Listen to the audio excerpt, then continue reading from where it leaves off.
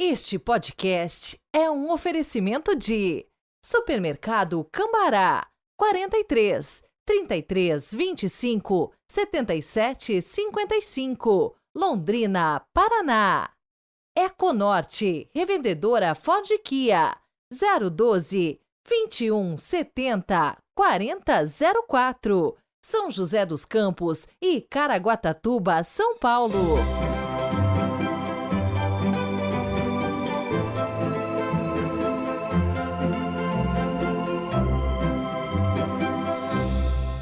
Olá, bom dia! Sejam muito bem-vindos ao podcast desta terça-feira, 12 de março de 2024.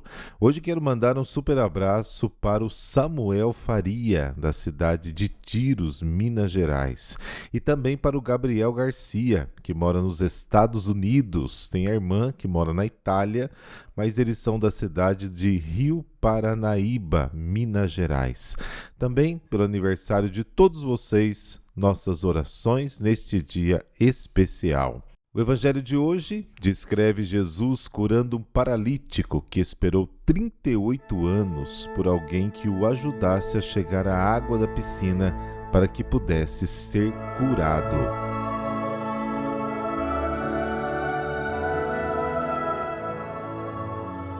Pelo sinal da Santa Cruz, livrai-nos Deus, nosso Senhor, dos nossos inimigos. Ó Deus, que renovais o mundo com admiráveis sacramentos, fazei a vossa Igreja caminhar segundo a vossa vontade, sem que jamais lhe faltem neste mundo os auxílios de que necessita. Amém.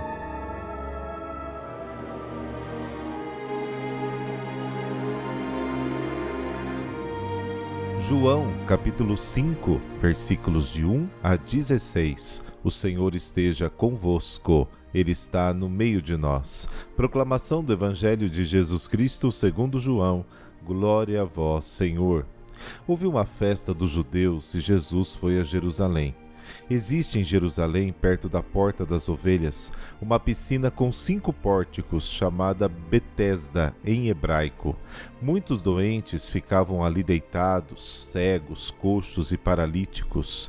De fato, um anjo descia de vez em quando e movimentava a água da piscina, e o primeiro doente que aí entrasse, depois do borbulhar da água, ficava curado de qualquer doença que tivesse. Aí se encontrava um homem que estava doente havia 38 anos. Jesus viu o homem deitado e, sabendo que estava doente há tanto tempo, disse-lhe: "Queres ficar curado?" O doente respondeu: "Senhor, não tenho ninguém que me leve à piscina quando a água é agitada. Quando estou chegando, outro entra na minha frente." Jesus disse: "Levanta-te, pega na tua cama e anda." No mesmo instante o homem ficou curado, pegou na sua cama e começou a andar. Ora, esse dia era um sábado. Por isso os judeus disseram ao homem que tinha sido curado: "É sábado, não te é permitido carregar a tua cama?" Ele respondeu-lhes: "Aquele que me curou disse: pega a tua cama e anda." Então lhe perguntaram: "Quem é que te disse: pega a tua cama e anda?" O homem que tinha sido curado não sabia quem fora, pois Jesus se tinha afastado da multidão que se encontrava naquele lugar. Mais tarde, Jesus encontrou o homem no templo e lhe disse: "Eis que estás curado, não voltes a pecar, para que não te aconteça coisa pior." Então o homem saiu e contou aos judeus que tinha sido Jesus quem o havia curado. Por isso os judeus começaram a perseguir Jesus, porque fazia tais coisas em dia de sábado. Palavra da salvação. Glória a vós, Senhor.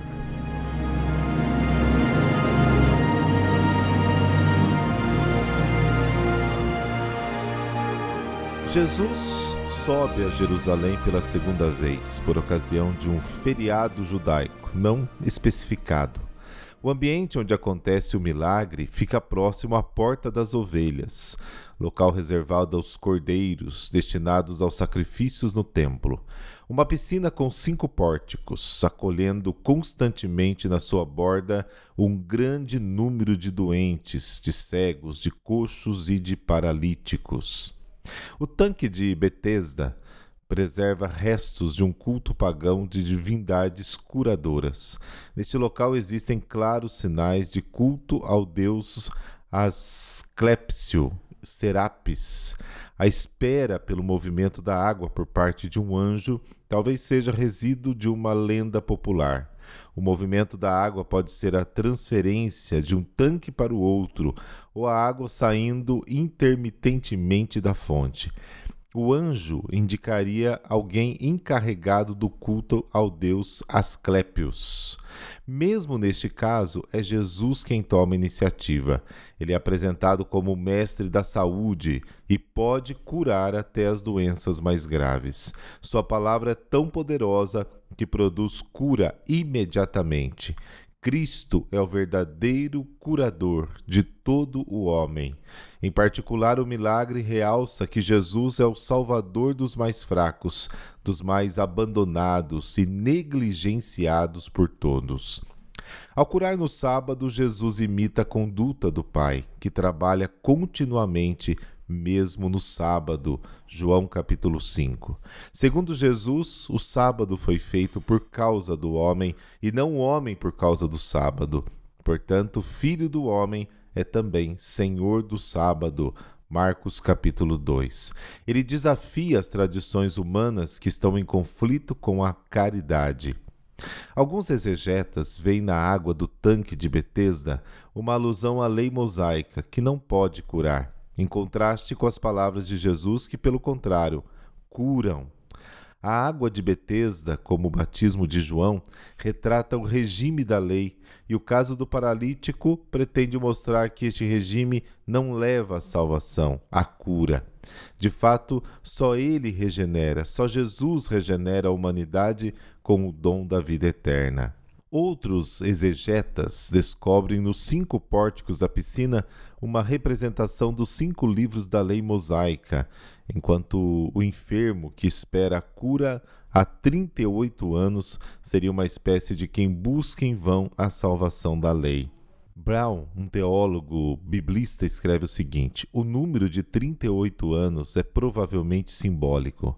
Há boas razões para compará-lo com os 38 anos durante os quais, segundo Deuteronômio capítulo 2, versículo 15, os israelitas vagaram pelo deserto antes de chegarem às fronteiras da prometida terra. A cura do homem enfermo há 38 anos, realizada por Jesus, não é tanto uma obra de misericórdia, mas antes de manifestação da obra de salvação do próprio Deus, do seu Pai, através da graça do perdão e da salvação.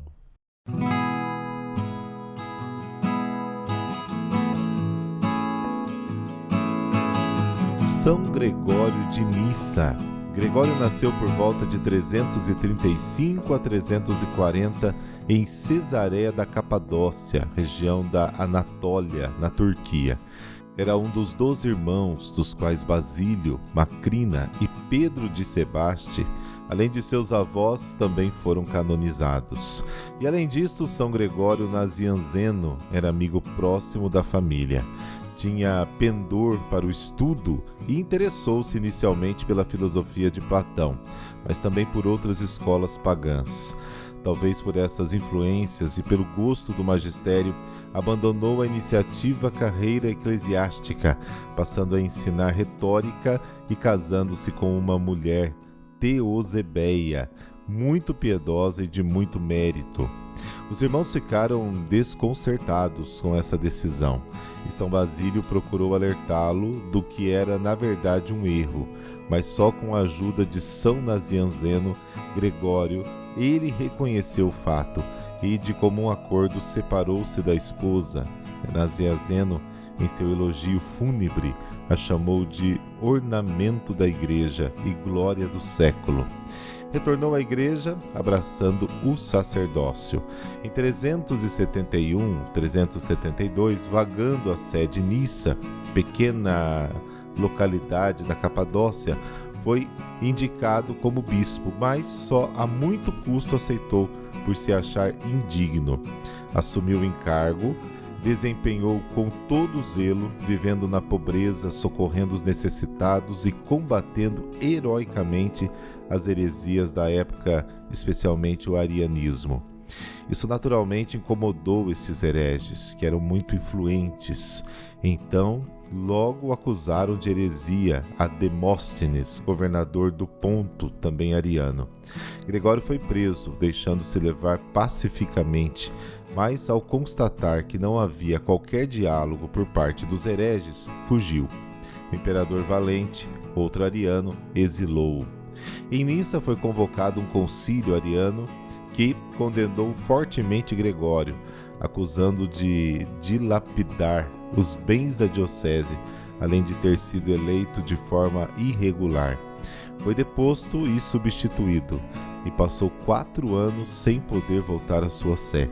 Mas tudo é providência divina. Durante este período, em todos os lugares por onde passava, era chamado para pacificar, ordenar a ortodoxia e a disciplina nas várias igrejas, com tal proveito que São Nazianzeno o comparou ao sol, que sem se deter em nenhum lugar, leva o calor, a luz e a fecundidade a todos. Vencido pelos godos, morreu o imperador Valente, queimado numa barca, e o trono foi assumido por Graciano, seu sobrinho católico. Imediatamente foram repatriados os bispos exilados e em 378 Gregório foi recebido triunfalmente em Nissa. Mas logo no ano seguinte foi chamado a um concílio em Antioquia, que decidiu enviar os melhores representantes da igreja para diferentes regiões, a fim de restabelecer a ordem eclesiástica nas províncias antes afetadas pelo arianismo. Coube a Gregório visitar a Arábia e Israel, que pacificou. Em 381 se destacou no Concílio Ecumênico de Constantinopla, onde se definiu a doutrina trinitária, esclarecendo-se definitivamente os erros do arianismo, Eles negavam a divindade de Cristo. E nessa ocasião conheceu São Jerônimo, doutor da igreja, e fez a oração fúnebre de São Melécio, de Antioquia, presidente do concílio, então falecido. Já idoso, São Gregório de Nissa morreu entre 394 e 400, havendo discordância entre as fontes. Seu legado lhe valeu o título de doutor da igreja. De fato, foi um dos pais da teologia mística e um dos pioneiros em resgatar elementos da filosofia platônica conciliáveis com o catolicismo. Senhor Deus, que continuamente nos livrais dos perigos desta vida e orientai nossos caminhos, concedei-nos pela intercessão de São Gregório de Nissa o seu mesmo zelo pela ortodoxia da fé, combatendo sem medo os erros do nosso século e nunca desperdiçar as ocasiões para fazer o bem aos irmãos, ainda que sejam originadas de injustiças. Amém. Abençoe-vos o Deus Todo-Poderoso, Pai, Filho e Espírito Santo. Amém. Boa terça-feira para você e amanhã a gente se fala. Até lá!